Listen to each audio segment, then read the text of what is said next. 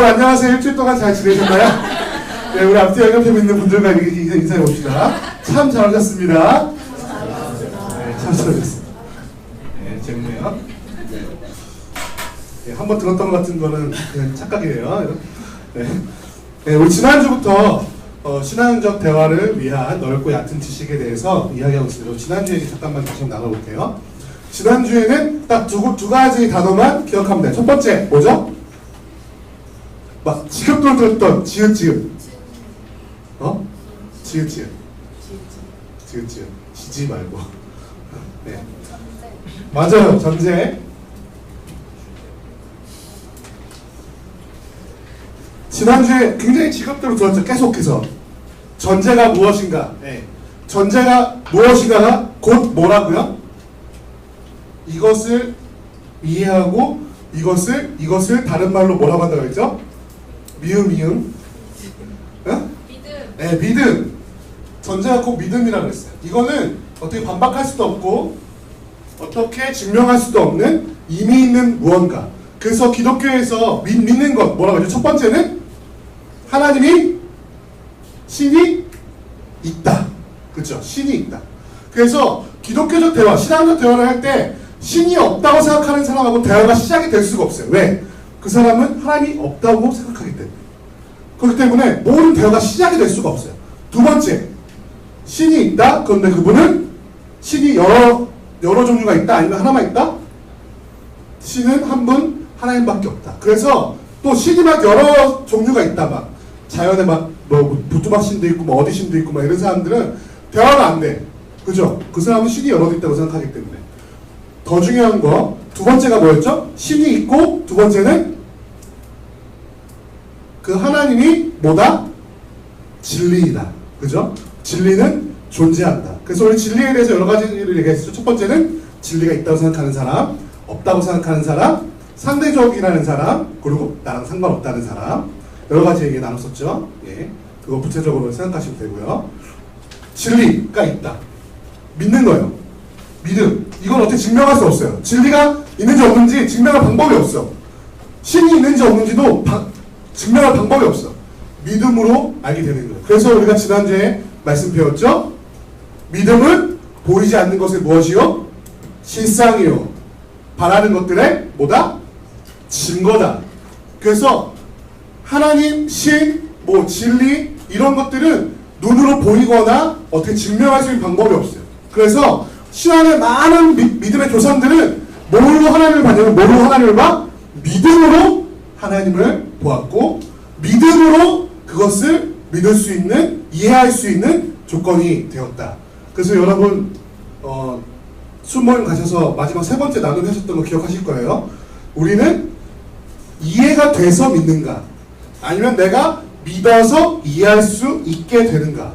이거에 대해서 여러분들이 한번 이야기를 나누셨을 거예요. 근데 굉장히 추상적이라서 굉장히 추상적인 얘기잖아요, 사실은. 네. 도대체 우리가 이야기를 왜 해야 되는가? 도대체 믿음 생활 무슨 상관이 있는가? 이런 생각을 하게 될 텐데 오늘에 이어지면은 조금 더 잘 이해가 될 수 있는 실질적인 이야기가 될 수 있을 것입니다. 네, 화두를 던집니다. 우리는 이해가 돼서 믿는 것인가? 내가 납득이 돼서 믿을 수 있는 건가? 아니면은 내가 믿기 때문에 이해할 수 있게 되는 것인가? 한번 그 이야기를 오늘 나눠보도록 하겠습니다. 네, 우리 그 전에 두 번째 시간 성경에 대해서 오늘 나누도록 하겠죠. 성경은 무엇을 말하나를 주제로 오늘 한번 말씀을 나누도록 하겠습니다. 성경은 무엇을 말하나?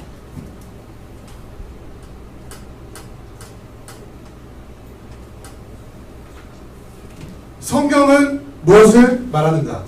성경이 무엇을 말하는지를 알려면 성경이 무엇인가에 대해서 알아야 되겠죠? 그렇죠? 성경은 뭔가요?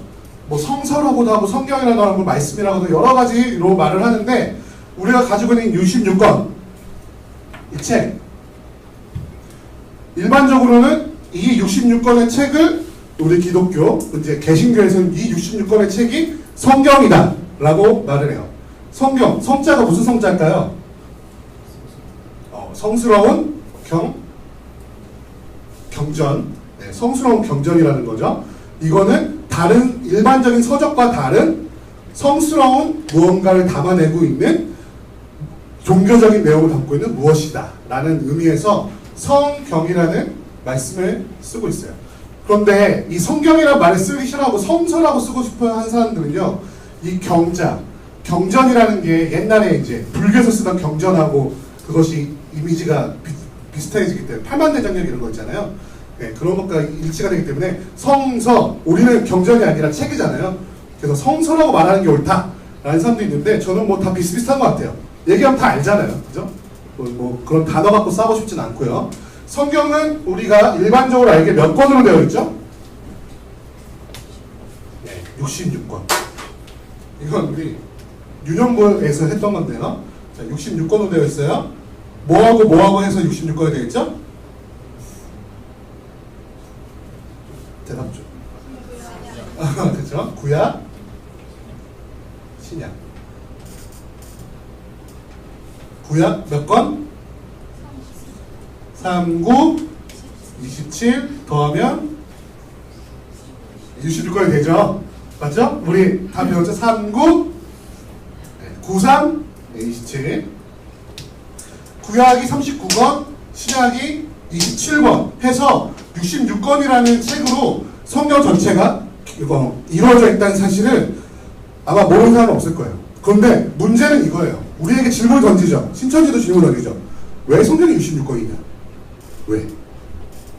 여러분 아십니까? 왜 성경이 66권이죠? 왜 구약은 39권이어야 되고 신약은 27권이어야 되죠? 구약시대에 써졌던 책들이 39권보다 훨씬 많을 거 아니에요. 그죠? 오늘날에 하루에 출판되는 책이요 어마어마하잖아요. 오늘날에도. 근데 왜 이 시대라고 책이 많이 없었을까요? 근데 왜 그 중에서 굳이 39권만이 성경이라고 말해지게 됐을까요? 또 예수님이 오신 이후에 27권의 책만이 왜 성경이라고 불려지게 되었냔 말이에요. 이거에 대해서 사람들이 오늘 많이 제기합니다. 뭐라고 말하냐면요, 당시에 사람들이 자기가 원하는 책만을 쏙쏙쏙 골라서 27권을 만들고 쏙쏙쏙 골라서 39권을 만들어서 내가 말하고 싶은 사상, 내가 말하고 싶은 통치 권력의 유지를 위해서 66권의 책을 만든 것이 아니냐라고 비판하는 사람들이 상당히 많이 있어요. 그런데 그렇게 하려면요, 어떻게 되면요, 한 사람 혹은 한 권력 집단이 39권, 27권을 골라야 돼요. 그죠? 그래야 자기가 원하는 대로 그것을 만들어낼 수 있을 거 아니에요, 66권의 책을. 그런데 우리가 전통을, 역사를 조금만 찾아보면 그것이 아니라는 사실을 알 수가 있어요. 구약이 이제 성경의 종류에는 여러 가지가 있는데, 첫째는 뭐냐면요, 정경이라는 게 있어요. 두 번째로 외경, 세 번째로 위경이라는 게 있습니다. 네, 첫 번째 정경, 외경, 위경. 정경이라는 건 우리가 말하는 66권을 말하는 거예요. 네, 발을 정, 그쵸? 경 해가지고 66권. 이것이 우리가 공식적으로 인정하는 성경이에요. 그런데 다른 기독교 종파에는요, 이 66권보다 훨씬 더 많은 종류의 성경을 정경으로 인정하는 경우가 있습니다. 여러분 카톨릭 성경 본 적 있나요? 공동 번역 성경? 카톨릭에서 보는 성경? 거기에는요, 어떻게 말하는 제1정경, 제2정경이라고 해서 우리가 말하는 외경의 일부분이 66권 플러스 몇 권이 더 있는 경우가 있어요. 예를 들면 이런 거예요. 시편은 몇 편으로 돼 있죠? 시편이 150편으로 돼 있죠. 근데 이 외경 중에는요, 151편, 152편, 153편까지 있어요. 그런데 이것을 우리는 정경으로 인정하지 않는데, 카톨릭 같은 경우에는 이것도 정경으로 인정을 하고 외경으로 포함시켜서 외경을 제2정경이라고 해서 자기들의 성경으로 인정하고 사용하기도 합니다.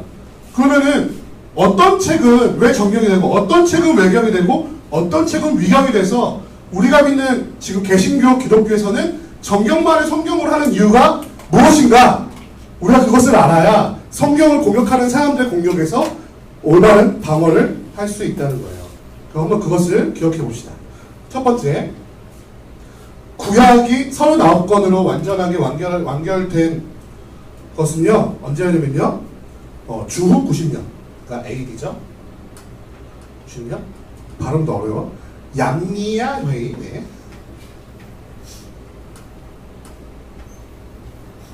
양리아 회의 때 구약 39권이 완전하게 정경, 그러니까 성경이라고 딱 정해졌습니다. 근데 왜 이때 정해졌냐면요. 이때는 한창 뭐가 나타났죠? AD 90년이면은 한창 뭐가 발달했던 시절이에요? 기독교. 그러니까 유대교가 아닌 기독교. 예수님이 하나님의 아들이라고 주장하는 새로운 바울이나 사도들로 인해서 새로 나타났던 것 때문에 유대교가 굉장히 위협을 받을 때였어요. 유대교가 막 전통이 무너져서 그래서 유대인들이 막 바울 막 찾아가서 막 죽이려고 그러고 막 예수님 믿는 교회를 막 핍박하고 했던 시절 있잖아요. 그 시절이 이 시기였어요. 그래서 이 39권은요 유대교 랍비들이 모인 거예요. 유대교 랍비들이 모여서 더 이상 기독교에 휘둘릴 수가 없다. 우리 유대교의 정통성을 확립시켜서 유대교의 그 모든 것들이 제대로 이제 딱 잘 잡혀서 유대교가 흔들리지 않게 해야겠다. 이런 마음을 가지고 양리아 회의 때 그것을 확정을 지은 거예요. 이 시기에. 그런데 이 훨씬 전부터 구약 39권은요 하나님의 말씀이라고 인정되고 있었어. 그거 한번 볼까요? 누가복음 24장 44절 한번 보시겠어요? 누가복음 24장 44절. 누가복음 24장 44절. 네. 한번 제일 먼저 찾으신 분 한번 읽어보시겠어요? 누가복음 24장 44절. 44장 44절. 발음이 이상한 것 같아.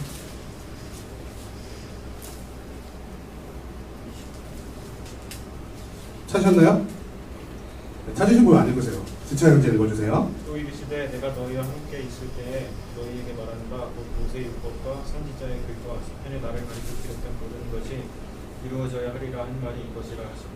이 말씀은요 예수님께서 내가 메시아가 올 것이라고 구약 성경 전체에 기록되어 있지 않냐? 라고 말하면서 어떤 것을 말씀하신 첫 번째 모세의 율법, 선지자의 글, 시편이라고 해서 지금 우리가 보고 있는 구약 전체를 이루는 말을 예수님 또한 예수님 시대에 그리고 그 이전부터 유대인들이 성경이라고 인정해왔다는 것을 기록하고 있는 거예요. 그래서 예수님이 유대인들에게 이렇게 말합니다. 야, 너 모세의 율법과 선지자의 글과 시편에 나를 가리켜서 한 말을 너희는 모르느냐? 너희 성경 잘 안 되네. 이렇게 말하면서 이렇게 말하고 있는 장면이죠. 이것을 보아서 예수님께서 이 땅에 태어나신 지 90년 이후에 양리아 회의라는 것을 통해서 39권이 결정되었지만 이미 그 전부터 구약의 하나님의 말씀이라는 것은 유대인들, 그 유대교 사람들에게 널리 인정되고 알려지고 있다는 사실을 우리는 알 수가 있어요. 그렇다면 신약은 언제 됐을까요? 좀 더 늦게 되는데 이거 그냥 상식으로 알고 계시면 돼요. AD 397년. 카르타고 회의예요. 카르타고 제3차 교회 회의. 글씨는 죄송합니다. 잘 못 알아듣겠죠. 이거 그냥 듣고 있으시면 돼요. AD 397년에 카르타고라는 도시에서 제3차 교회 회의가 열렸어요. 이때 이렇게 교회 회의가 자주 열렸던 이유는 뭐냐면요. 뭐 때문이냐면은 이단들의 공격 때문에 이단들의 공격. 성경이 정경을 이렇게 구분한 이유가 뭐냐면요. 이단들이 말하는 것과 우리가 진짜 믿어낼 것을 좀 확실하게 구분하기 위해서 이것을 나눈 거예요. 이단들의 공격이 얼마나 심했냐면요. 사도 바울의 글들을 보잖아요. 사도 바울의 성경을 보면은 그때부터 이미 여러 종류의 이단들이 교회 안에서 기승을 부리고 있었다는 것을 발견했어요. 첫 번째, 유대인들. 사도 바울은 오직 믿음으로 구원받는다고 말하는데 유대인들은 뭐라 그래요? 야, 너 할례 안 받으면은 너 구원 못 받아. 야, 너 율법 안 지키면 구원 못 받아. 이런 식으로. 또 두 번째, 영지주의자들. 야, 몸은 아무 쓸데없는 거야. 그냥 먹지도 말고 결혼하지도 말고 그냥 굶어. 너의 영광이 중요한 거 막 이런 식으로. 그죠? 그 사람들도 성경이라고 생각하면서 그것을 막 성경처럼 적어놨단 말이에요. 막 편지도 적고 글도 적고 계시록도 적고 그 사람들 다 적었거든요. 그래서 그 시절에 썼던 많은 그 신앙적 문서 중에서 진짜 하나님의 말씀, 진짜 성경이 무엇인지를 구별해야 되는 여러 이유들이 있었어요. 그래서 397년, 사실 이 시작은요, 예수님께서 이 땅에 오셔서 사도들, 그리고 그들의 제자인 속사도라고 하는 그 사람들이 살던 시절부터 397년까지 계속 싸운 거예요. 제가 아까 처음에 말씀드렸죠. 만약에 어떤 정치적인 이유 때문에, 어떤 권력 구조의 유지 때문에 성경 66권을 뽑으려면은 한 시대에 어떤 한 권력 단체가 뽑아야 된다고 제가 말씀드렸죠. 개인이 뽑거나. 그런데 그렇지 않았어요. 300년이 넘는 시간 동안 사람들이 싸운 거예요. 이거는 빼야 되느니, 저건 빼야 되느니, 에스더는 빼야 되느니, 뭐는 빼야, 뭐 빼고, 이건 아니고 저건 그거고, 뭐 로마선 들어가고 말고, 막 이런 거 계속 싸운 거예요. 그 내용을 가지고, 계속 신학적인 토론을 통해서. 그래서 결정된 것이 27권의 책이라는 사실을 우리는 알 수가 있습니다. 그래서 만약에 여러분에게 신천지 같은, 하면 안 돼요. 신땡지 뭐 이런 데가 오면은, 와가지고, 야, 성경 66권이 진짜 하나님 말씀 맞냐? 그러면, 이렇게 이거 말씀해 주시면, AD 90년 양리하에 적으세요. AD 90년 양리하회 때, 구약 39권에 정해졌고, AD 390년 카르타고 제3차 교회 회의 때, 신약 27권이 정경으로 결정됐어. 그 이유는 이것이 하나의 말씀인지 아닌지를 확실하게 하기 위해서 한 거였어. 여러 한 사람이 한 것이 아니라 수많은 학자들이 300년이 넘는 시간 동안 토론을 해서 결정된 거니까 토달지 마! 이렇게. 알았죠? 뭐 있어 보이지?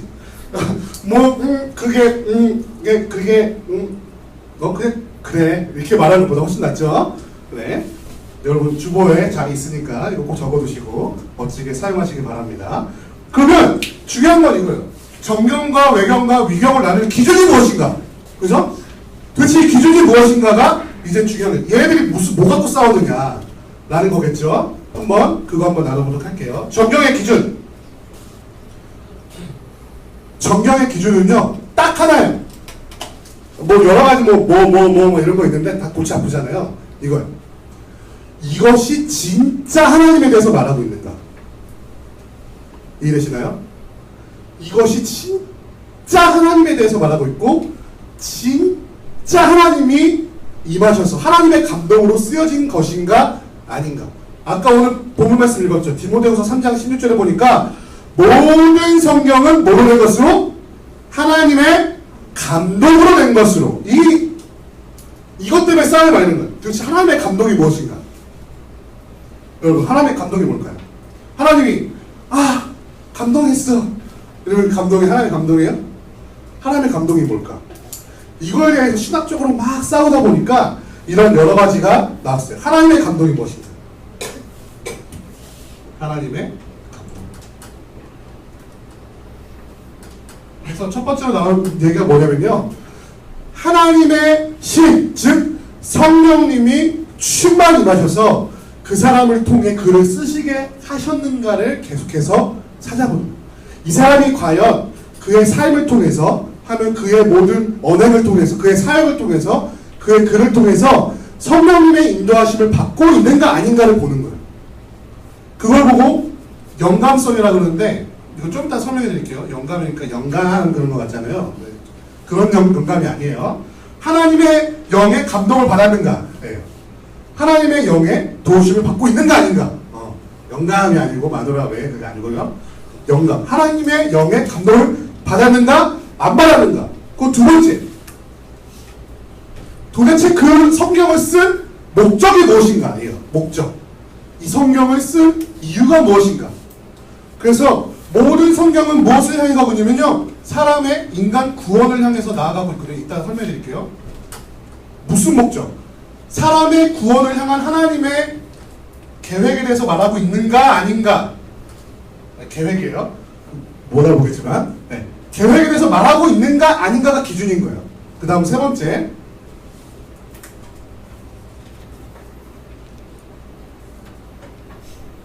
이게 당시에는 정말 중요한 내용인데 뭐냐면요, 여러분 요한복음 누가 썼습니까? 요한이 썼죠? 그럼 누가복음 누가 썼죠? 누가가 썼어요. 그럼 사도행전은 누가 썼어요? 사도행전 바울이 썼어요? 사도행전 누가 썼어요? 내가 답 알려주자. 누가 썼어 사도행전? 사도행전 누가가 썼어요. 네. 누가복음이 전편이고 사도행전이 후편이에요.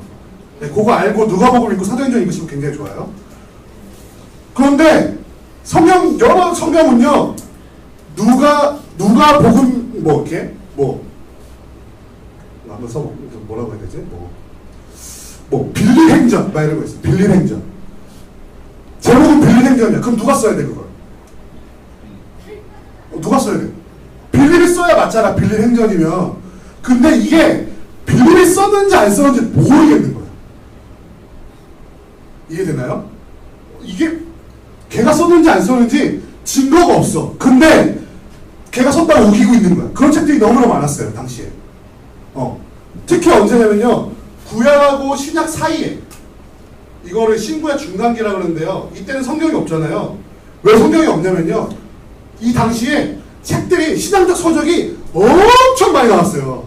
엄청 많이 나왔는데 문제가 뭐냐면은, 내가 막 이렇게 글을 써놓고서 자, 바이 모세 이렇게 쓰는 거야. 모세가 안 썼는데 모세가 썼다고 우기는 거야. 왜냐면요, 당시 고대 사회는요, 이 책의 권위나 이 책의 신빙성을 위해서 굉장히 잘 알려진 사람들의 이름을 따와서 저자를 붙이는 버릇이 굉장히 있었어요. 전통이. 예를 들면 이런 거죠. 소크라테스의 제자가 누구죠? 생각이 안 나는데. 아리스토텔레스? 아닌가? 맞나? 플라톤이죠. 플라톤 맞죠? 맞아. 플라톤이요, 글을 쓰잖아요. 자기가 글 써놓고 자기 스승 이름을 쓰는 거예요. 그런 식으로. 실제로 플라톤의 글을 보면은 문답법으로 돼 있어가지고 스승과 제자가 대화하는 방식으로 많이 써있거든요. 근데 실제로 스승이 그 말을 하지 않은 거예요. 그냥 등장인물을 데려와서 그 사람이 말한 것처럼 쓴 거예요. 그죠? 그러니까 실제로 그 말을 누가 했는지, 그 글을 누가 썼는지 알 수가 없어. 왜? 당시 로마는 어디 전통을 따르고 있었으니까? 히랍 전통. 그쵸? 그쪽 아테네 그쪽 전통을 따르고 있으니까 그 전통들이 막 퍼져 있으니까 도대체 이걸 누가 썼는지 모르겠는 거예요. 그래서 굉장히 중요한 게 뭐냐면요, 신뢰성. 아무리 신앙적이고 좋은 말, 막 하나님의 구원에 대해서 성령의 막 이런 충만한 것처럼 글을 써놨어도 진짜 누가 썼는지 모르면 믿을 수 있어요? 믿을 수가 없는 거예요. 그래서 그런 것들은 다 빠졌어요. 그래서 구약하고 신약 사이에 있는 책들이 다 빠졌어요. 그래서 이런 의문을 갖는 분들이 있어요. 아니, 말라기 끝나고 마태복음 시작할 전까지 굉장히 시간이 길거든요, 생각보다. 그럼 이때 하나님은 침묵하셨냐? 라고 말을 하는데, 이게 하나님 말씀하신 건지 사람이 쓴 건지 몰라서 뺀 거예요, 사실. 그런데 이 66권으로 우리 인류를 향한 하나님의 계획이 다 설명되니까 넘어간 거예요. 다 되니까. 자, 네 번째는 뭐냐면요,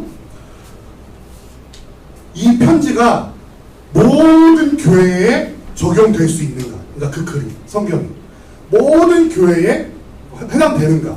그래서 사도 바울의 편지는요, 사실상 성경에 있는 것보다 훨씬 더 많거든요. 훨씬 더 종류가 많은데, 그리고 사도 바울뿐만이 아니라 사도들이 쓴 편지들 굉장히 많아요. 당신은 다 갈 수가 없잖아요, 목회를 하는데. 한 사람이 모자라기 때문에 내가 목회를 하는데, 예를 들면은 대한민국 말한 땅덩어 하나에 목회자가 3명 정도 있는 거예요. 그럼 다 갈 수 있어요? 바울이 그래가지고 자기가 전도했던 곳에 뭘 보내죠? 서신을 보내서 목회를 하잖아요. 편지를 보내서. 그런데 우리 성경 66권에 포함된 바울의 편지들은요, 뭐냐면요, 모든 교회에 보편적으로 해당될 만한 진리를 담고 있는 편지만 포함이 된 거예요. 근데 만약에 사도 바울이 대관교회에 편지를 보내가지고 거기 있는 주요한 목사를 조심해라 뭐 이런 식으로 썼다고 쳐봐요. 안 웃네. 주요한 목사는 말 다 거짓말이다 막 이렇게 편지를 썼다고 쳐봐. 그러면 그게 모든 교회에 해당돼야 안 돼요? 안 되죠. 그래가지고 그런 것들은 빠지는 거예요. 사도 바울, 같은 사도 바울이 썼어도. 네.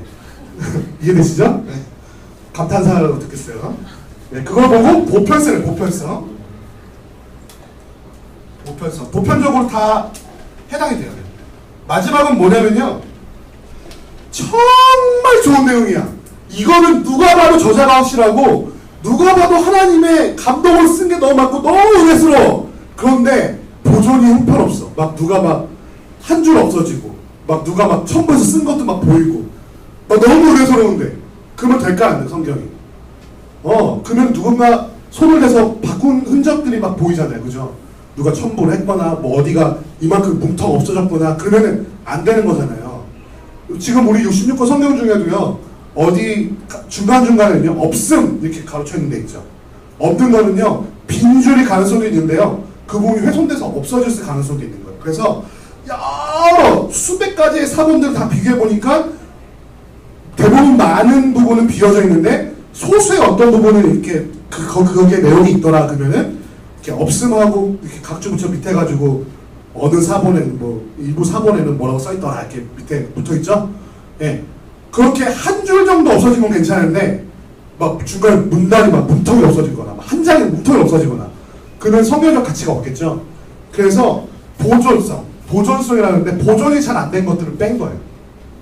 그래서 정경 66권이 이 66권으로 하나님의 뜻 그리고 하나님의 구원 사역 모두가 완전히 설명된다라고 해서 확실하게 믿을 수 있는 66권을 정경으로 확립하고 이 66권이 의심할 것 없이 하나님의 말씀이다 라고 결정을 한 것이 바로 이 회의들이란 사실입니다. 네. 외경은 무엇인가? 외경은 무엇인가? 아까 말했던 것처럼 신뢰성은 있어.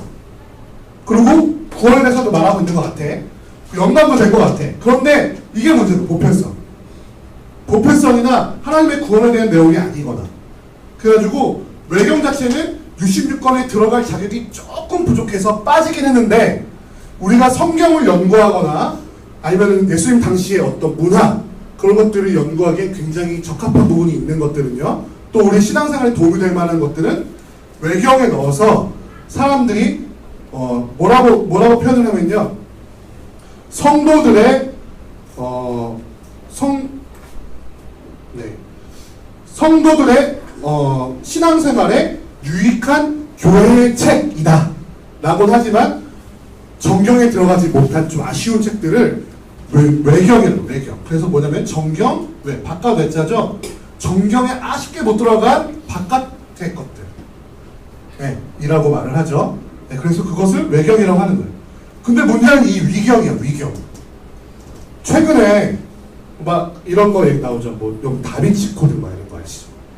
다빈치 코드 이후에 나온 게 뭐 예수님의 부인이 있었다라는 뭐 성경 사본이 발견됐다 막 이런 거 혹시 신문기사 본 적 있으세요?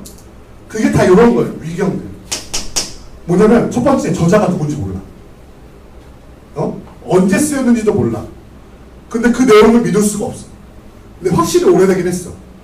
근데 굉장히 자극적인 걸 좋아하는 사람들은요, 이런 외경을 가져다가 예수님한테 뭐 마누라가 있었다든지 예수님의 아들, 딸들이 프랑스 왕조를 이뤘다든지 막 이런 얘기를 하고 있는 거예요. 다빈치 코드가 사실 그런 내용이잖아요.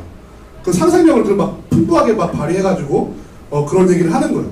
근데 실제로 발견된 사본을 보면요, 이거 보존성에도 안 맞는 게 뭐냐면은 제가 실제로 그 사진을 원문을 봤거든요. 새로 발견된 예수님의 부인이 있다고 써있다는 걸 보니까 한 장이 아니라 한 반 장 정도 이렇게 구겨져가지고 이렇게 찢어져 있어요. 그리고 글자가 조금 있고 그 중간중간에도 막 훼손돼 있어. 그런 거 갖고 막 엄청난 시대의 발견 말을 얘기하고 있는 거예요. 그런 것들은 믿을 수가 있나요? 믿을 수가 없기 때문에 그것을 위경이라고 합니다. 여기는 막 기상천외한 얘기들 많이 있어요. 저도 청년부 때 그 외경, 위경 이런 거 막 다 찾아봤어요. 막 뭐 성경에 기독교가 말해주지 않는 성경 막 이런 거 책들 있거든요. 위경이 막 잠깐 실려있는데 거기 뭐라고 되냐면은 예수님의 어린 시절이 막 적어져 있어요. 예수님의 어린 시절. 예를 막 이런 얘기도 있어요. 예수님이 길을 가다가 이런 얘기들 막 적혀 있어요. 믿을 수 있는 믿어봐요. 길을 가다가 한 아이와 다툼이 있었어. 그래가지고 예수님의 능력 있잖아. 그래서 이렇게 죽였대. 능력으로. 그 아이가 죽었어. 그래서 동네가 발칵 뒤집힌 거야. 그래가지고 사람들이 마리아한테 가가지고 예수가 얘를 다투다 죽였다고. 그러니까 그래서 마리아가 와가지고 예수님한테 아이고 예수야 그럼 어떡하니 막 이렇게 달랬더니 예수님의 능력을 다시 살렸대. 막 이런 얘기들이 위경에 적혀 있어요. 진짜로 재밌어요. 황당무계하고. 막 이런 얘기들, 예수님에 관련된 얘기들도 많지만 뭐 선지자 엘리야에 대한 얘기라든지 에녹서 같은 그다음에 에녹에 대한 얘기라던가 막 이렇게 막 전설 따라 삼천리 같은 얘기들 막 이런 것들이 많이 있어요. 막 그런 것들. 네, 그런 것들을 성경에 포함될 내용도 아니고 그렇다고 안타깝게 도움이 되지도 않고 그런 내용들을 위경이라고 말하면서 경전에 위배된다. 그러니까 아니다. 이걸 믿을 수 없다. 라고 하는 것들을 위경이라고 합니다. 여러분 시간이 있으면 우리 개신교에서는 외경을 따로 이렇게 소개하진 않아요. 66권만으로 우리 믿음이 완전하게 믿을 수 있다고 믿기 때문에 다른 건 다 보지 않는데 여러분 혹시 기회가 되면은 공동 번역 성서가 있어요. 그게 카톨릭에서 보는 거. 거기 66권 요한계시록 뒤쪽에 보면요 부록으로 외경이 몇 권 담겨져 있거든요. 한번 읽어보시면서 예수님 당시에 문화라던가 어떤 사회적 배경에 대해서 혹은 뭐 마카비아서라던가 뭐 이런 것들이 있어요. 그래서 마카비 왕조는 예수님이 태어나시기 얼마 전 요 시대에 살았던 사람인데 로마 그 지역에서 이스라엘 백성들을 독립시킨 그래서 마카비가 왕이 돼서 왕조를 이뤄서 유대인들의 그 독립을 쟁취했던 여러 사람들이 있는데 그 역사에 대해서 뭐 이렇게 적은 것들이 있는데 그런 것들 한번 읽어보실만 합니다. 기회가 되시면. 근데 여러분들 66권도 아니는데 그런 거 찾아 읽을지는 모르겠지만 네, 여러분 꼭 찾아서 한번 읽어보시면 여러분의 신앙에 굉장히 도움이 될 것 같습니다. 그럼 이제 중요한 건 이거 성경. 이제 중요한 건 이거죠. 성경에 대해서 이제 배경 지식은 다 배웠어요. 성경 66권이 어떤 기준으로 골라졌고 이 66권을 외에 외경과 위경 등이 왜 하나님의 말씀이 정경으로 인정되지 않았는지 이제 다 알았어요. 그럼 문제는 이거야. 좋다 이거야. 66권이 하나님의 말씀이다 이거야. 그러면 66권을 읽고 어떻게 해석하고 어떻게 이해하는 것이 올바른 것인가 라는 거죠. 66권은 100이면 100사람이 다 읽어서 같은 결론이 나오면 괜찮아. 근데 문제는 100사람이 성경 66권을 읽어도 100가지 다른 의견이 나올 수 있다는 거예요. 그죠? 가장 큰 문제는 그거예요. 성경 해석의 문제란 말이에요. 이 성경을 어떻게 할 것인가? 어떻게 해석하는 것이 진짜인가? 성경은 과연 무엇이라고 말하고 있는가를 우리가 어떻게 알 수 있는가? 이게 가장 큰 문제거든요. 그래서 신천지도 성경 갖고 얘기하잖아요. 그죠? 이단들 치고 성경 가지고 얘기 안 하는 사람들이 없어요. 성경을 어떻게 해석하는가의 문제거든요. 그래서 가장 중요한 전제가 이겁니다. 성경을 이해할 때 가장 큰 전제는 이거예요. 이것도 빼놨더니 안 나오네.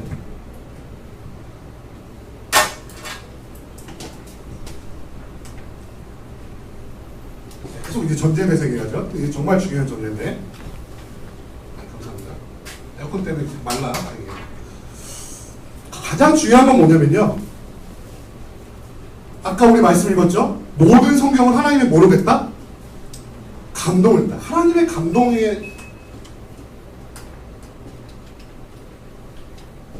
으로 쓰여진 것이 성경이라면 반대로 이 성경을 이해하려면 뭐가 필요한 거예요?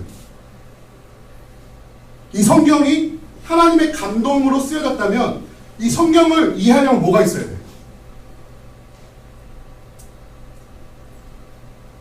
싸늘하다.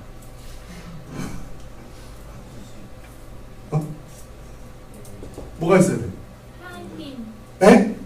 하나님의 감동. 그래, 하나님의 감동이 필요한 거예요. 네. 굉장히 단순하지만 어려운 문제죠. 성경이 하나님의 감동으로 쓰여졌어요. 하나님의 영, 성령으로 쓰여졌대요. 그러면 저자이신 성령 하나님의 온전한 뜻을 내가 이 성령을 통해 알려면 뭐가 필요해? 성령의 감동이 필요한 거예요. 이 성경을 이해하려면 하나님의 감동이 없이 성경을 읽으면 산으로 가는 거예요. 새길로 가는 거예요. 이게 가장 큰 문제인 거예요. 왜 같은 성경을 읽어도 어떤 사람은 하나님의 원하시는 뜻을 발견하고 같은 성경을 읽어도 왜 나의 욕구를 충족시키기 위한 방법으로 성경을 해석하고 왜 어떤 사람은 사이비 종교 교주를 믿는데 성경을 이해하기 시작하냔 말이에요. 중요한 것은 이 성경이 하나님의 감동, 성령의 감동으로 쓰여졌기 때문에 이 성경을 올바로 이해하기 위해서 뭐가 있어야 된다? 성령의 감동하심, 성령의 충만함이 우리 가운데 있어야만 한다는 사실이에요. 이걸 신학적 용어로 뭐라고 하냐면요, 성화된 이성이라. 성화된 이성.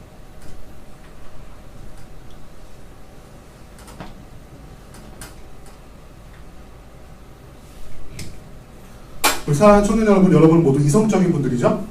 그죠? 벌써 유치원, 초등학교, 중학교, 고등학교, 대학교, 그리고 직장생활, 대학원 다니시는 분도 계실 거고요. 여러 가지 방면으로 우리는 굉장히 많은 지식을 배우고 우리는 옛날 사람보다 훨씬 더 이성적이에요. 그죠? 여러분 또 인터넷이 있죠? 뭔가 궁금한 것이 있으면 네이버에 여러분 다 알려줘요. 여러 가지 것들을 보고 판단할 수 있는 이성적인 존재가 여러분이라고 믿습니다. 맞죠? 맞죠? 네. 여러분 굉장히 이성적인 존재예요. 1000년 전, 100년 전보다 훨씬 더 이성적이에요. 글자를 알고 뭔가 지식이 있다는 것은 굉장히 큰 일이거든요. 엄청난 능력이에요. 근데 중요한 건 뭐냐면 하나님의 말씀의 성경을 올바로 이해하기 위해서는 이성이 필요한데, 글자니까 제가 지난번에 지식의 종교라고 했잖아요. 올바른 지식을 깨닫는 것이 필요한데 우리의 그냥 이성? 아니요. 우리의 이성 또한 죄로 인해 타락했다는 것을 우리가 이해를 해야 돼요. 우리의 죄는요, 우리의 영육, 영과 육 모조리 타락한 거예요. 모조리 타락해버려서 우리의 이성까지 또 타락했다는 사실을 기억해야 돼요. 일반적인 사람들이 이 똑똑한 머리 어떻습니까? 세상 사람들 어디다 써요? 나를 위해서 쓰죠. 네. 생각보다 서울대 나온 사람들, 서울대는 까는 건 아닌데, 굉장히 우리나라에서 가장 좋은 국립대학 나온 사람들, 행시, 사식 다 통과해서 뭐예요? 돈을 위해서 뭐든지 하죠. 네. 최근에 여러 검사 판사면요, 우리나라의 정의를 수호하는 사람들 아니에요. 그 사람들 머리가 안 좋을까요? 몰라. 목이 모르는 거야. 나보다 머리 훨씬 좋을걸요, 저보다? 근데 그 사람들 그 좋은 머리 어디다 써요? 퇴직해서 변호사에서 수십억씩 버는데 쓰죠. 그것이 법에 옳지 않다, 정의롭지 않다는 걸 알면서도. 그 사람들이 몰라서 그럴까요? 아니, 알아서 너무 잘 알아. 너무 이성적이라서 그런 거예요. 이 나라에 살면서 정의를 이루는 것보다 돈을 버는 게 더 낫다는 판단이 쓰기 때문에 그런 행동을 하는 거거든요. 여러분 혹시 그런 유혹들에 있지 않습니까? 법을 조금만 어기면 돈 벌 수 있는 기회가 얼마나 많은지 몰라요. 그죠? 네, 정말 많아요. 근데 그렇지만 우리는 그렇게 하지 않는 이유는 우리의 이성이 더 이상 죄악된 이성으로 물들어있는 것이 아니라 뭘 했기 때문에? 하나님을 만나 성화되었기 때문에 그게 가능한 거예요. 그죠? 성화는 계속해서 이뤄가는 거잖아요. 하나님을 닮아가는 삶이잖아요. 성화라는 거. 그래서 우리의 이성 또한 계속해서 성령의 충만함으로 성화되어져 가야만 이 성경을 올바로 이해할 수 있는 길이 열린다는 사실을 우리가 인정해야 된다는 거예요. 오늘날의 신학자들, 신학을 학문으로 하는 우리 박사님들, 교수님들 중에 엉뚱한 소리 하는 사람들 진짜 많아요. 왜 그런 줄 알아요? 생각보다 신학을 학문으로 하는 사람들 중에 믿음이 없는 사람들이 많아서 그래요. 믿음이 없는 사람. 이 전제가 없는 거야. 성경은 하나님의 감동으로 쓰여졌기 때문에 성경을 올바로 이해하면 하나님의 감동, 믿음이 있어야 돼. 성화된 이성, 하나님을 아는 지식, 하나님 믿는 믿음이 있어야 되는데 그게 없이 성경을 계속 연구하다 보니까 엉뚱한 소리 하게 되는 거예요. 신천지, 왜 성경을 그렇게 읽고 그렇게 배우고 막 몇 달에 걸쳐서 합숙훈련하면서 성경을 읽고 배우는데 왜 엉뚱한 소리 할까? 이만희가 왜 영생한다고 그러고 이만희가 왜 하나님이라고 성령님이라고 왜 그래요? 성경을 올바로 읽었으면 하나님의 영으로 그 성경을 해석하는 것이 아니라 이만희의 영으로 이만희로 성경을 읽기 때문에 그런 거잖아요. 그죠? 사랑하는 청년 여러분들은 꼭 성경을 읽기 전에 기도했으면 좋겠어요. 성령 하나님, 내가 이 말씀을 읽고 이해할 수 있는 지혜를 달라고 꼭 기도해야 돼요. 안 그러면 여러분 진짜 신뢰 받은 사람들, 저 계룡산 가가지고 예수님 되는 사람들 많잖아요. 그런 사람들 되는 거예요. 우리나라에 하나님 예수님이 몇천 명이 된대요. 우리나라 예수님이. 이 전제가 필요한 거예요. 이 전제가. 이 전제를 통해서 지금까지 나왔던 그 하나님의 말씀 한번 보도록 하겠습니다. 자, 이 성화된 이성, 이것이 전제된다는 사실, 저도 성화된 이성을 여러분이 잘 가르칠 수 있도록 기도해 주시기 바랍니다. 또 엉뚱한 소리 안 하게, 주요하니 내가 하나님이다 이러지 않도록 꼭 기도해 주시기 바랍니다. 첫 번째, 자, 성경은 누가 썼을까요?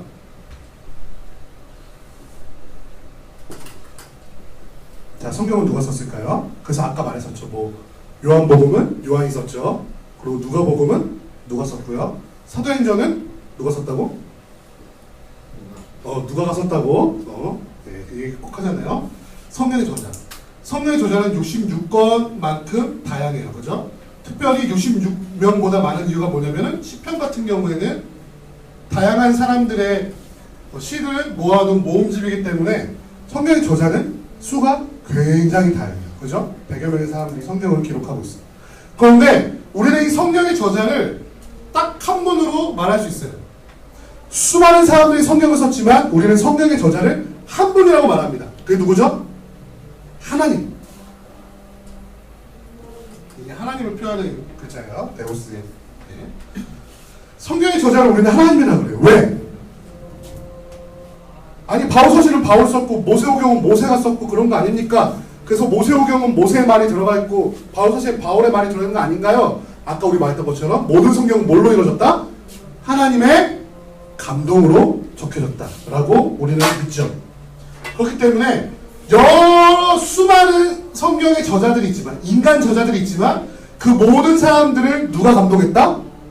성령님이 감동하셔서 하나님의 뜻을 기록하게 하셨다고 믿는 것이, 이걸 보고 전문용어로 이렇게 말해요.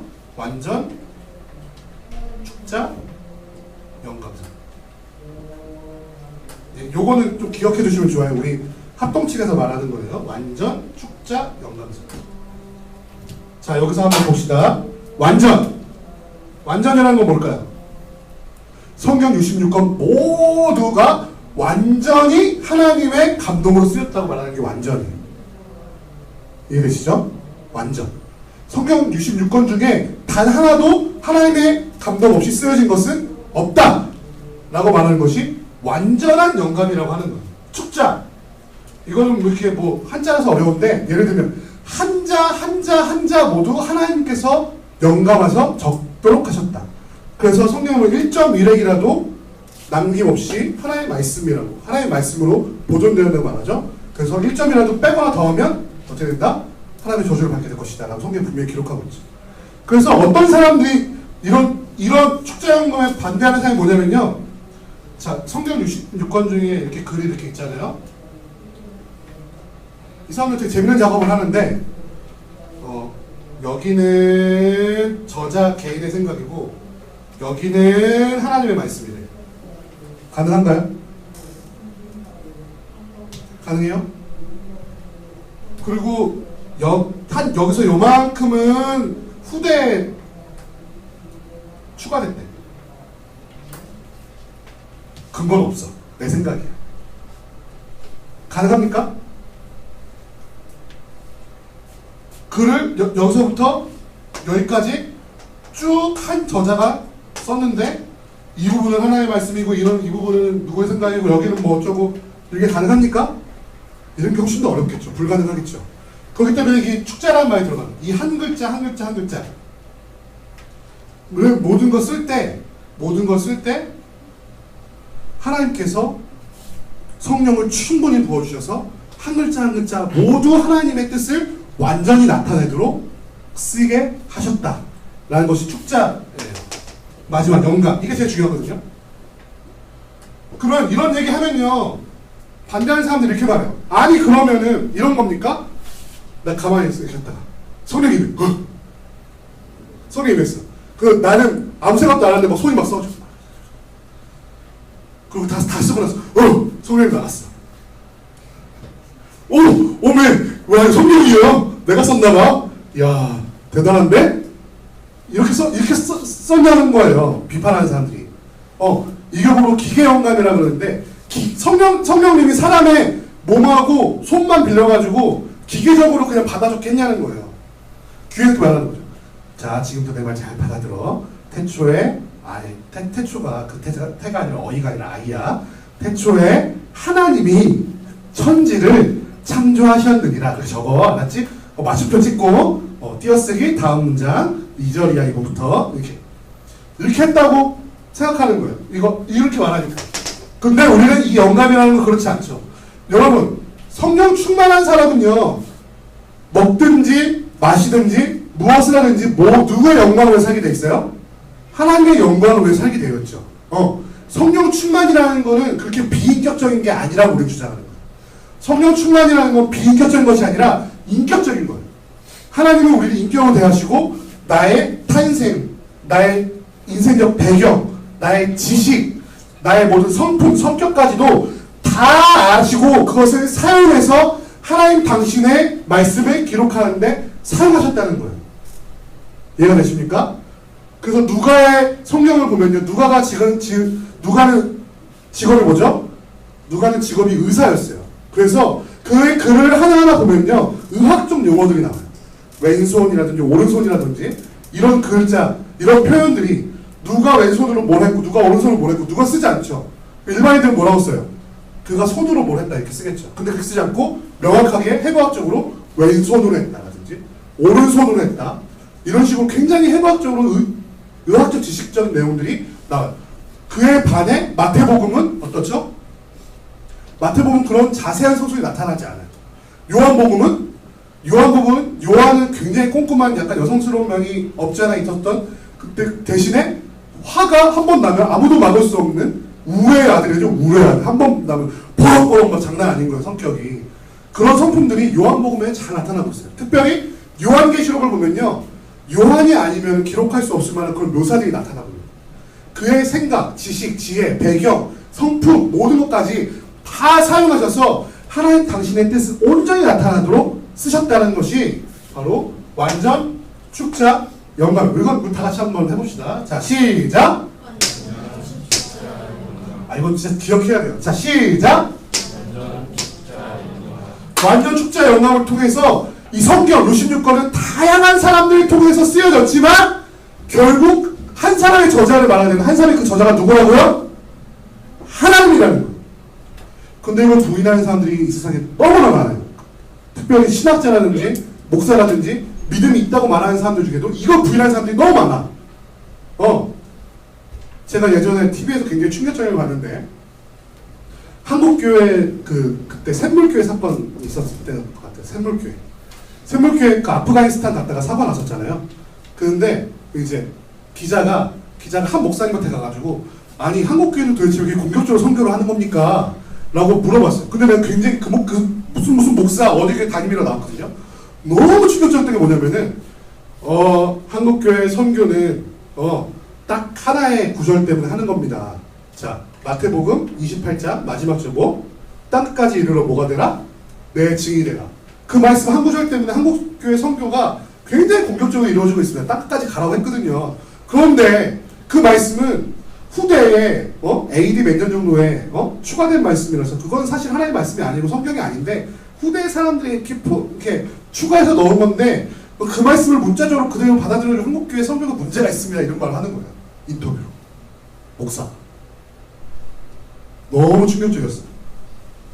목사가 성경이 우리가 보는 66권이 누가 나중에 조작해서 추가해서 넣은 거래. 그거는 제대로 된 믿음일까요? 성경을 안 믿는 사람, 하나님의 말씀 안 믿는 사람이 목사 되어도 되는 건가? 라는 생각을 했어요. 사랑하는 청년 여러분, 66권이 이 성경이 하나님의 말씀이라고 못 믿으면 사실상 우리가 믿음을 가질 수 없는 거예요. 왜? 하나님의 말씀이 없는데 우리가 믿을 게 뭐가 있어요? 여러분 각자 옳은 대로 해놓으면 되잖아. 그렇지 않아요? 66권이 하나님의 말씀으로 믿으십니까? 네, 믿는 믿음이 여러분의 가득 넘치기를, 성령의 충만함으로 믿을 수 있기를 소원합니다. 네, 66권 하나님의 말씀을 믿지 못하면 우리의 믿음이 다 헛건 것 같아요. 자, 이제 마지막으로 마지막 요점 정리하고 딱 끝나도록 할게요. 그럼 과연 성경은 무엇을 말하고 있는가? 이거 금방 끝납니다. 앞에가 좀 어려워서 그렇죠? 네, 이거 금방 끝나요. 약간 자, 이제 졸음이 오시는 분들은 자 기지개를 펴시고, 자 옆에 분 좀 어깨 좀 눌러주시겠어요? 약간 이제 피곤하고 집중력이 떨어질 때가 됐는데, 네, 기지개 좀 펴시고. 네. 아, 괜찮으신가봐요? 네, 정말 피곤한가봐요? 네, 좋아요.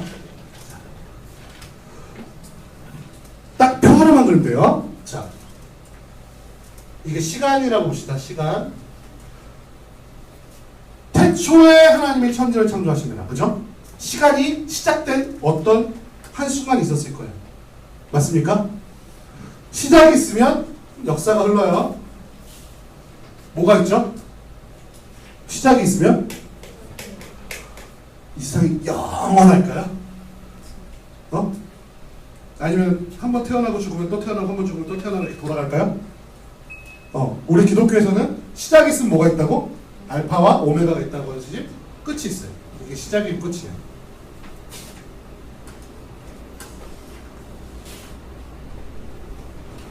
자, 성경이 뭘로 시작합니까? 태초에 하나님이 천지를 창조하시니라. 창세기부터 시작해요. 그래서 모세오경. 자, 우리 한번 해볼까요? 창세기, 출애굽기, 레위기, 민수기, 신명기까지 이거를 모세오경이라고 그래요. 여기서부터 태초부터 누가 나올 때까지? 요셉이 나올 거기 아니 신명기면은 이스라엘 백성들이 애굽을 탈출할 때까지 이렇게 진행된 거예요. 이게 모세오경이에요. 그죠? 모세오경 이걸 율법서라 그래요. 아까 예수님이 말씀하신 율법서, 모세의 율법서가 모세오경을 말하는 거예요. 창출, 레위기. 그 다음엔 뭐가 이어지죠? 신명기, 여호수아, 수살롯, 사망데스네. 네. 이렇게 한번 외워보세요. 수살롯이 사망이 데스네? 이렇게 물어보는 거예요. 네.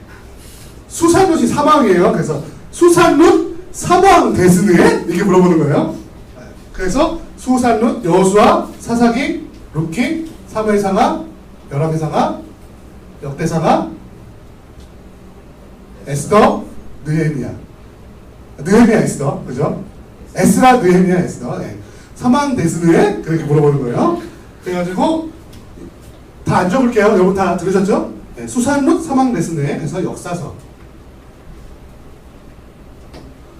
서가 그 뒤에 이어집니다. 여러분 그거 한 가지 상식을 알아두시면요. 성경 66권은 시간의 순서대로 배열된 책이 아닙니다. 네? 책의 성격에 따라 구분된 책이에요. 네, 그거 기억하셔야 돼요. 그래서 여러분 시중에 가시면 시간의 순서대로 배열된 성경책이 따로 또 있습니다. 네, 그래서 그것을 읽으시면요. 역사의 순서대로 읽을 수 있게 돼 있거든요. 순서가. 그래서 굉장히 여러분에게 유익한 면이 있을 거예요. 그 다음에 역사서 다음에 뭐가 있을까요? 사망데스의 다음에 뭐예요? 욥기로부터 시작하는 욥시 잠전화가 있어요. 지혜서. 예수님의 표현으로는 시편이죠. 네. 왜 지혜서라고 하고 시편이라고 하냐면요. 여기는 욥시 잠전화, 욥기, 시편, 잠언, 전도서예요. 그래가지고 시편과 전도서 같은 경우에는 지혜에 대해서 노래하고 있죠. 지혜에 대해서 알려주고 있고 또 그 모든 욥시 잠전화 이 책은요. 우리가 원문을 읽으면 전부 다 시로 되어 있습니다. 시로. 우리가 한글로 번역된 걸 읽으면 잘 실감이 안 나는데요.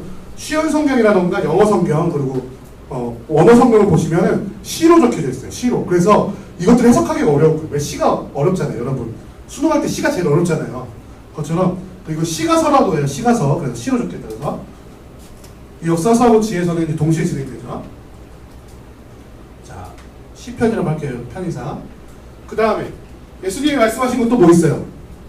모세의 율법과 선지자의 글. 그래서 요 시장전 다음에 뭐가 나냐면요. 대예언서가 나옵니다. 대예언서. 대예언서는 뭐냐면 사람의 결단. 이사야, 예레미야, 에가, 다니엘. 이걸 대예언서를 하는 이유는요. 하나밖에 없어요. 글이 길어. 이사야서 같은 게 굉장히 길죠? 네, 예레미야도 굉장히 길거든요. 그냥 책의 양이 많아서 대예언서라고 하는 거예요. 대예언서는 뭐냐면요. 예언자들, 선지자들의 글이죠. 네, 선지자들의 글. 그래서 예수님께서 말씀하셨던 모세의 율법과 선지자의 글과 시편, 모세의 글과 역사의 내용과 시편과 대예언서.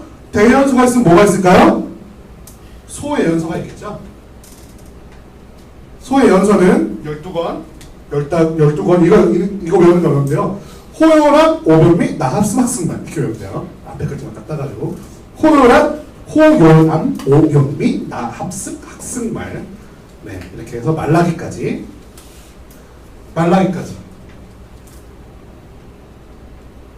역사가 이루어졌습니다. 그러면은 말라기부터 마태복음 시한 데까지 요 시간을 신구의 중간기라고 해요.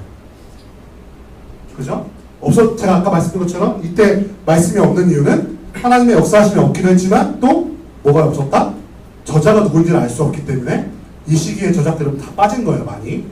신구의 중간기. 마태복음부터 이제 시작되죠. 마태복음부터 시작되는 이 시기가 뭐와 뭐의 차이일까요? 이쪽은 예수님 오시기 전, 네, 비포 크라이스트에서 BC.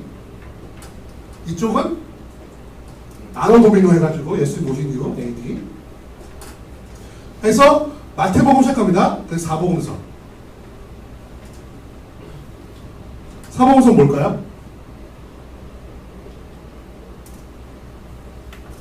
마태복음. 네, 그래서 마망노교죠. 마망노교. 마망노교는 예수님께서 이 땅에 계셨던 내용들을 다루고 있는 복음서. 예수님의. 그 다음에 뭐가 이어질까요? 똑같이 역사서가 이어져요. 역사서는 한 권이죠. 신약은 역사서 한 권 뭘까요? 사도행전.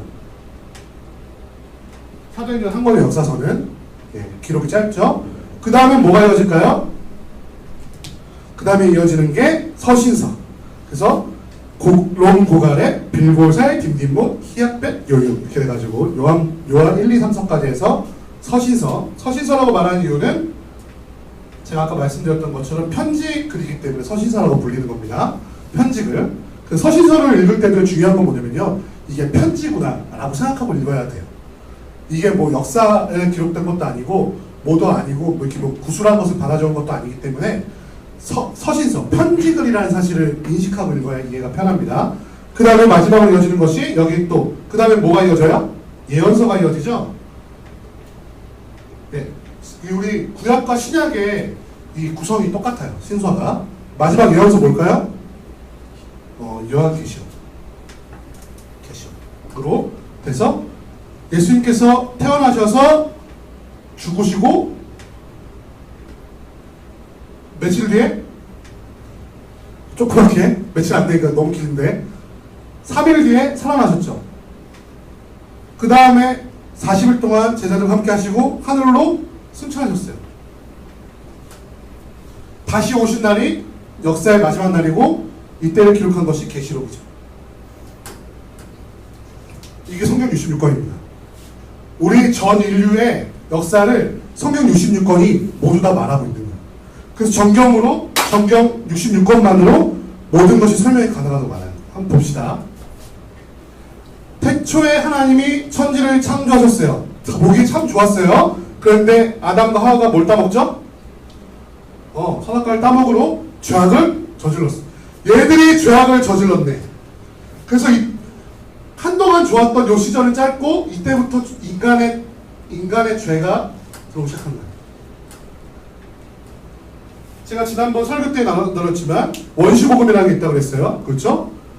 뱀은 여자의 후손에 뭘 물고 발 뒤꿈치를 물고 여자의 후손은 뱀의 머리를 상하게 할 것이다. 그러면서 언약의 상징으로 무슨 옷을 입혀주시죠? 가죽옷. 그죠? 희생, 피 흘림으로 죄를 씻어줄 것이라고 약속하시면서 가죽옷을 입혀주세요. 가죽옷을 입혀주심으로 시작된 하나님의 언약의 여정은 어디까지 이어지냐면요, 쭉 가가지고 예수님이 오셔야 되는 거예요. 계속해서 하나님께서 인간을 구원하시고자 하는 그 모든 계획들이 이렇게 되어서 여기 절정을 이뤄서 예수님의 죽으심과 부활하심으로 인해서 모든 것이 이루어지는 것이 성경의 스토리예요. 뭐냐면 인간이 죄를 지었어? 그럼 내가 너희를 구원해 줄게. 그래가지고 창세기, 출애굽기, 레위기에 가서는 너희가 구원을 얻기 전까지 지켜야 될 내용들, 너희의 죄를 임시적으로 사해줄게. 어떻게 하면? 동물을 제사로 드리면 걔한테 죄를 대신 씌워서 피 흘리면 죄를 대신 사해줄게. 근데 죄가 해결된 건 아니죠. 걔가 대신 죽었을 뿐이지. 죄가 해결이 안 됐어. 그래서 이스라엘 백성을 뽑아서 12지파를 세워가지고 하나님의 구원의 계획을 이루려고 하는데 애들이 말을 들어 안 들어? 그렇게 안 들어. 그래가지고 계속 뺑뺑이 돌아. 언제까지 뺑뺑이 돌리면 역사서까지 계속 돌아. 네. 사사기 들어가니까 얘들이 갑자기 왕을 달라 그러네. 하나님이 왕 되시는데 그 왕 줄게. 왕 줬더니 왕이 믿으면 짧게 잘 되다가 왕이 하나님 안 믿으면 어떻게 돼요? 막 죄를 짓다가 하나님 버리고 막 우상 숨기다가 다시 하나님 살려주세요 그러면 다 살려주고 그럼 또 살려주면은 살기 좋다 하나님 모르고 산다 아싸 하나님 없다 이러고 살다가 또 하나님 죄송해요 말고 힘들면 그게 무한히 반복돼가지고 말라니까 이어지는 거야. 그래서 이때부터 예언자들이 예언을 하기 시작하면서 뭐라 그래? 야 니네 왕 줘봤자 다 필요 없잖아 그지? 봤잖아 니네 경험해봤잖아 왕이라고 해서 세워봤자 너희들 힘들기만 하고 다 필요 없어. 그래서 북이스라엘 남유다 왕국이 다 망했죠. 다 망하고 어디로 잡혀가요? 바벨론 잡혀가잖아. 바벨론 잡혀간 이후에 계속해서 선지자들이 한 얘기가 뭐냐면 내가 너에게 진짜 왕을 보내줄게. 너희를 구원할 진짜 메시아 진짜 왕을 보내줄게 라고 계속해서 말하고 말라기로 끝났어요. 그래서 신약과 구약의 중간기에 계속해서 유대인들 기다리는 게 뭐야? 메시아. 그래서 예수님께서 태어나시기 전에 세례 요한이 나타나니까 사람들이 걔한테 가서 세례한테 가서 물어보는 게 뭐예요? 당신이 메시아입니까? 계속 물어보죠. 너무 힘들고 막 그러니까 말라기 이후에 하나님의 음성이 없으니까 계속해서 네가 메시아냐 내가 메시아냐 사기꾼들도 많이 나타나고 메시아입니까? 라고 했는데 하나님의 약속하신 메시아가 언제 딱 태어나요? AD 1년에 정확하게는 아니라고 하지만 그렇게 봅시다. 태어나! 근데 사람들이 이 사람이 메시아인지 알까요 모를까요? 예수님이 메시아인 거 몰라. 그건 예언자들이 예언에 다 나타났어요. 성경을 보시면 다 나와요. 모를 것이다. 그가 찔림은 우리의 허물을 위함이요 그가 상함은 우리의 죄를 위함이다. 그가 상함으로 나음을 뭐 얻고 우리는 나음을 얻고 다 나오죠? 네. 그 예언의 말씀들이 하나하나 성취되는 것 모습 보면서도 사람들이 몰라. 결국에는 그 사람을 결국 메시아 예수님을 어디에 매달아? 십자가에 매달아 죽이죠. 근데 죽였던 그들의 악한 행동조차도 하나님의 구원의 계획의 일부로 삼으셔서 십자가에 달려 돌아가신 그 보혈을 믿기만 하면 뭘 얻을 수 있는 길을 얻어? 구원을 얻을 수 있는 길을 주셔요. 그래서 예수님께서 이렇게 말씀하시죠. 이제 너희는 나를 믿고 나의 십자가의 보혈로 인해 구원받은 사람들이다. 그러니까 세상 하늘과 땅의 모든 것을 내게 주셨으니 너희는 이제 가서 너희한테 배우고 보고 들은 것들을 사람들한테 알려서 그들 또한 구원받을 수 있는 길을 열어주어라 라고 명령하시고 하늘로 승천하셨습니다. 중요한 건 우리가 살아가고 있는 이때 지금 이 시기가 우리가 살아가고 있는 시대인 거예요. 이 시대를 보고 은혜라고 합니다.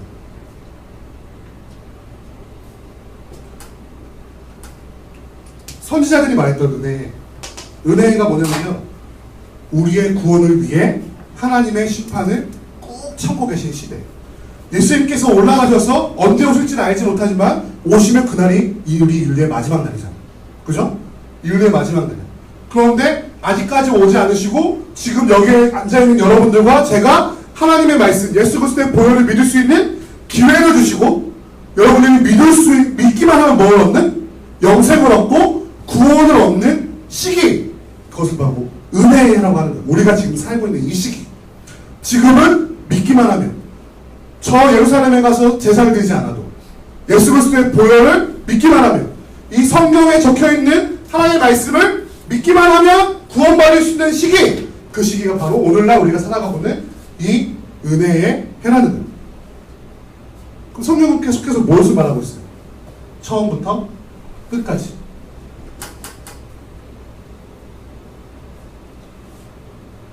하나님께서 우리를 사랑하셔서 우리를 구원하시기를 원하신다는 사실이 성경 66권 전체에 흐르고 있는 하나의 주제인 거예요. 믿으십니까? 정말 하나님께서 하실 필요가 없는 일들을 계속 하시는 거예요. 66권을 통해서. 전 역사를 통해서. 하나님께서 왜 우리를 구원하셔야만 해요? 그 이유가 없잖아요. 그냥 이유는 하나. 하나님께서 우리를 사랑하시기 때문에. 성경은 계속 말하고 있어요. 하나님이 너를 사랑하신다. 하나님이 너를 사랑하신다. 우리에게 말하거든요. 하나님은 너를 사랑하셔. 예수 그리스도의 보혈을 믿으면 어떻게 된다? 구원을 받을 수 있다. 그때부터는 이제 예전에 죄악된 삶이 아니라 새로운 인생을 살 수 있는 길이 열린다 안 열린다? 열린다라고 성경 66권은 계속해서 우리에게 말하고 있어요. 그리고 마지막에 뭐라고 말씀하세요? 너희는 구원을 받았니? 그러면 아직 구원받지 않은 사람들한테 그 말씀 전해주지 않을래? 나의 이 몇 천 년에 가까운 몇만 년일지도 모르는 이 일로 이루어낸 이 구원의 역사를 이 모든 일에 너도 같이 하지 않을래? 라고 부르고 계신 것이 성경 66권이라는 믿으십니까? 네. 거창하게 말했지만 어려운 게 아니에요. 하나님 너 사랑해. 하나님 믿어. 그럼 구원 받을 수 있어. 구원 받았니? 그러면 너만 받지 말고 아직 받지 못한 이 은혜에 너희가 아직 구원받지 못한 사람들 다 축도 내놓을 거야. 난 그들을 너를 사랑하는 것처럼 그 사람들도 사랑하는데 너 나랑 같이 하지 않을래? 라고 계속해서 우리를 부르고 계신 것이 성경 66권이라는 사실. 사랑하는 성도 여러분, 우리 청년들하고 함께 성경에 대해서 이야기를 나눴습니다. 성경 66권이 어떻게 만들어졌는지, 그리고 그것이 어떻게 우리에게 전달되었는지, 그리고 그것은 어떤 내용을 갖고 있는지. 굉장히 짧은 시간, 굉장히 설명 시간이 길긴 한데 죄송합니다. 짧은 시간에 설명하기 위해서 말이 빨랐던 것들 좀 용서해 주시고요. 여러분 혹시 많이 피곤하셨다면 죄송합니다. 하지만 한 번에 끝나지 않으면 이건 막 중간에 잃어버릴 수 있거든요. 그래서 오늘 성경 66권에 대해서 굉장히 간략하게 66권을 전체를 말씀드렸습니다. 그렇다면 여러분이 할 것은 뭐냐면요, 이제 가셔서 각권을 읽어보는 거예요. 진짜 그런지. 제가 말씀드렸잖아요. 제가 만약에 성경에 없는 거짓말하면 내가 사입이라고. 근데 여러분 성경 진짜 그런지 확인 안 해보고 믿으면요 사입에 걸려 넘어갈 수 있어요. 그러니까 집에 가서 하실 일은 정말로 저 앞에서 말한 것이 진짜인지 확인해 보시라고요. 확인해 보세요. 근데 확인할 때 정말 중요한 건 여러분의 개인적인 생각, 개인적인 이성이 아니라 성화된 이성, 성령님의 감동으로 그 책을 꼭 읽으시기 바란다는 거예요. 할렐루야. 네, 그것을 꼭 확인하시고 하나님을 믿음으로써 이해하게 되는 놀라운 그 경험을 여러분 또한 하셨으면 좋겠습니다. 성경은 무엇을 말하고 있나요? 첫 번째, 우리를 사랑하신다는 것. 그리고 그것을 믿으면 구원받을 수 있다는 것. 또한 구원받은 자들을 향해 너 또한 그의 나와 함께하지 않을래? 라고 부르신다는 사실을 여러분들이 꼭 기억했으면 좋겠습니다. 우리 다 같이 잠깐 기도하고 오늘 말씀 마치도록 하겠습니다. 같이 기도하겠습니다.